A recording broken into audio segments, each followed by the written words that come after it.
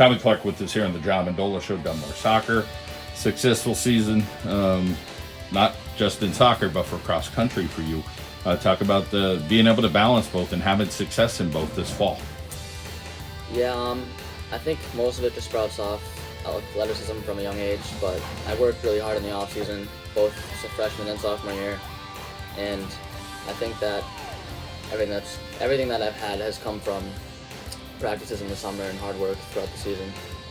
So as much as you need to know when to push and pull as a coach, your dad being the soccer coach, or for that matter, your legendary cross-country coach, at some point you're a sophomore, that you need to know when to do it on your own, when your body's telling you, hey, I'm hurting a little bit today, or I need to slow it down, take a rest day.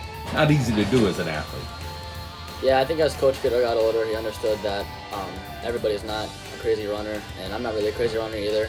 I think most of my success has come off soccer and running, because I run all over the field in soccer as a midfielder, and I didn't make a lot of practices as a cross-country runner this year, but he was very flexible, and so was my dad. As far as your passion, were you passionate when you were out there on the cross-country course? Oh yeah, there's nothing like it. There's nothing more nerve-wracking than standing on the line getting ready to run in a race. And speaking of nerve-wracking, the soccer got nerve-wracking at times this year, and especially some of those games you had. Talk a little bit about some of the competition this season.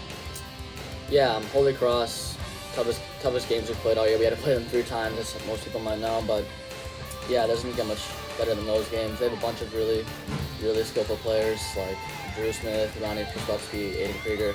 I know those 3. Josh Meese, one of the best goalkeepers in the area, but yeah. Lakeland's also a great team, and so is Mountain View, but we also just played Lewisburg in the playoffs, and they had the most talent we saw all year. As far as your own talent on your team, what kept you guys going? Was it only seniors, or is there some talent to come in the years to come here at Dunmore? Yeah, it was mostly seniors. Me and my friend Connor Toole, and then 2 of our defenders, Pat Kopax and Corey Damiano, were the only people that weren't seniors, I believe. And our goalie, Andrew Hazer, but most of our talent was in the senior class, and they provided most of our goals and stuff. How about your work ethic? Let's talk about, okay, season comes to a close, now you got to get ready for something else.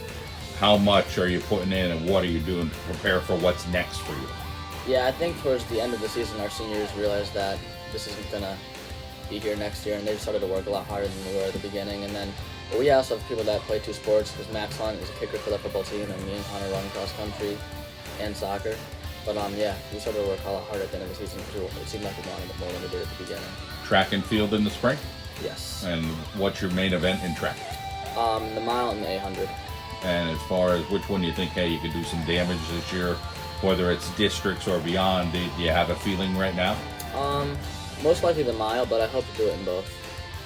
Yeah, not easy to do, and to stay healthy that whole time. Yeah. As far as trying to balance the academics and the athletics, how easy or tough was that for you? Yeah, academics were a lot tougher this year than they were last year. This first quarter was pretty hard, but I hope the next 2 quarters are a lot easier. I won't be doing 2 sports at once, and I should be better off. Tommy Clark, great to hear your story, and we wish you the best here in the off season. Thank you.